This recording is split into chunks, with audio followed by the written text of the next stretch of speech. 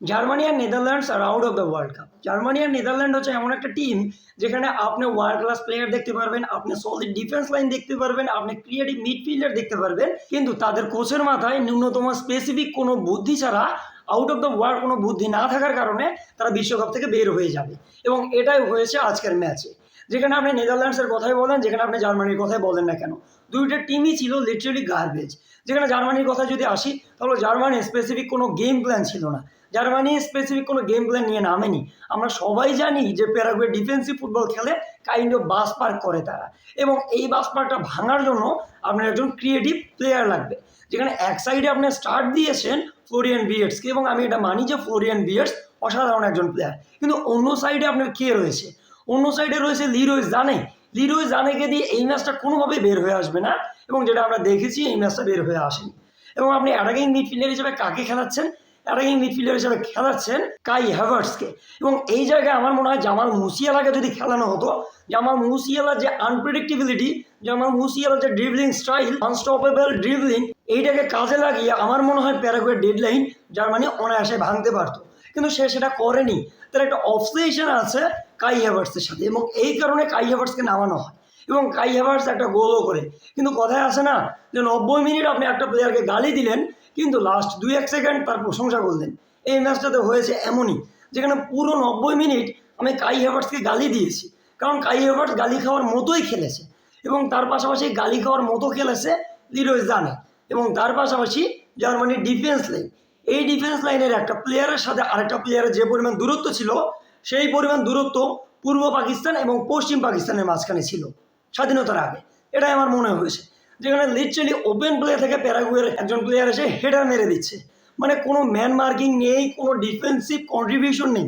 Literally Nicco স্লটারব্যাক যখন ইঞ্জুরিতে পড়েছিল, তখনই আমার মনে হয়েছিল যে জার্মানির ওয়ার্ল্ড কাপ এখানেই শেষ, এবং সেটাই হয়েছে। এবং এই ডিফেন্স লাইন এবং এই মিডফিল্ডার এবং এই অ্যাটাকার নিয়ে যদি আমরা ফ্রান্সের সামনে যাইতাম, ফ্রান্স লিটারালি আমাদের 12টা বাজায় দিত। এবং আমার মনে হয় এখানে যে আমরা হেরে গিয়েছি, এটা আমাদের জন্য ভালো হয়েছে। লিটারালি আমরা হিউমিলিয়েশন থেকে বেঁচে গিয়েছি, এবং এই হারটাও হিউমিলিয়েশন থেকে কোনো কম না, কারণ লাস্ট 12 বছর আমরা ওয়ার্ল্ড কাপের আর্লি স্টেজ পার করতে পারিনি, এবং আমরা এবার গ্রুপ স্টেজ পার করতে পেরেছি, তাও আবার এইরকম 48টা দলের কৃপায়। এবং আমার মনে হয় যদি 32টা দল হইতো, আমরা জার্মানিরা এবারও ধরা খাইতাম, এবং আমরা ধরা খেয়েছি পেনাল্টি শুট আউটে, যেখানে জনাথন টা লাস্টের দিকে একটা গোল করেছিল এবং জার্মানিকে লিড এনে দিয়েছিল, কিন্তু এই যে রেফারি, এই বলদ রেফারির কারণে সেই গোলটা ডিসঅ্যালাউড হয়ে যায়। এবং এই গোলটা যদি ডিসঅ্যালাউড হয়, আমার মনে হয় আর্সেনালের থেকে আমাদের প্রিমিয়ার লিগের টাইটেলটা ছিনিয়ে নেওয়া উচিত, কারণ এইরকম সফট পুলের কারণে যদি এই গোল রুল আউট হয়ে যায়, তাহলে আর্সেনাল যেটা গোলকিপারের সাথে করেছে সেটা লিটারালি ক্রাইম, এবং এটা আমার হিসাবে কোনো দিক দিয়েই ডিসঅ্যালাউড হয় না, কারণ গোলকিপারের সাথে কোনো রকম ধাক্কাই লাগেনি।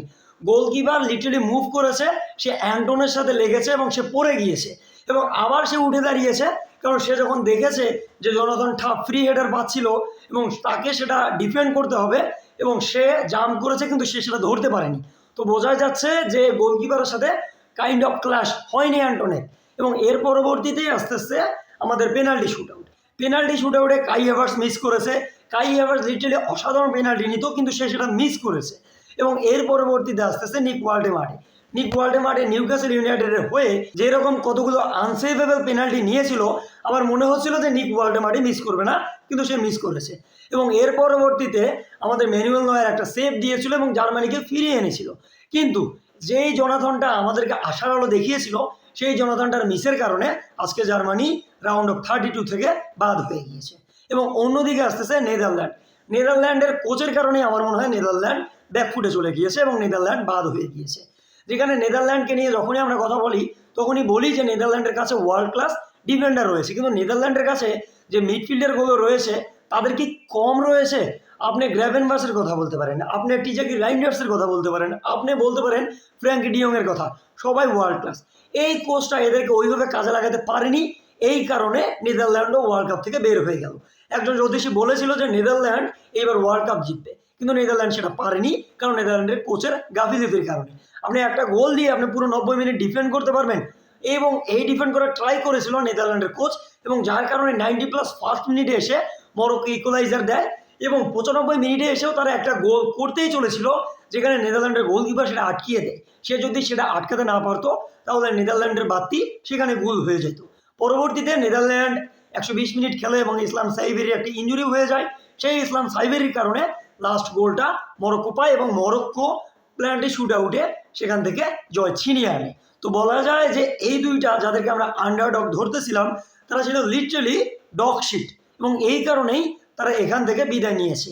তো আপনাদের কি মনে হচ্ছে এই দুইজন কি গ্রুপ স্টেজ পার করার মধ্যে অ্যাবিলিটি রাখতো? অ্যাটলিস্ট আমার মনে হচ্ছিল যে জার্মানি সেই অ্যাবিলিটিটা রাখতো না।